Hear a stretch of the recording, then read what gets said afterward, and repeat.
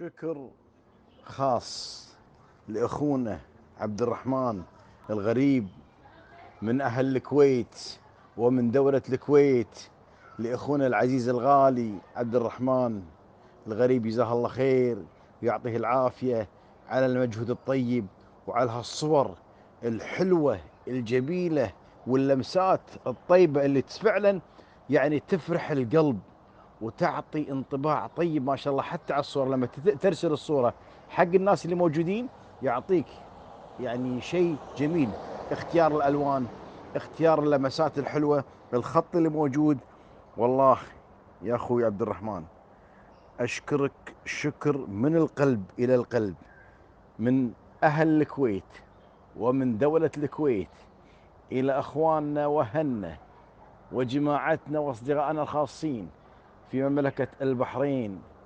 شكر خاص، يعطيكم العافية، مشكورين يا أهل البحرين على هالصور الجميلة، على هالشغلات الجميلة، على هاللمسات الحلوة.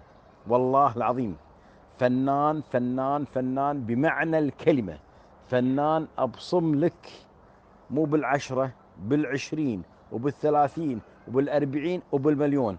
إن ما شاء الله أخونا عبد الرحمن الغريب لمساته طيبة طيبة طيبة طيبة ومميزة، ونقول يعطيك العافية وعساك على القوة. عسى الله يحفظك ويخليك ويحفظ أهل البحرين كلهم، شيوخا كبارا صغارا، الكل ما شاء الله.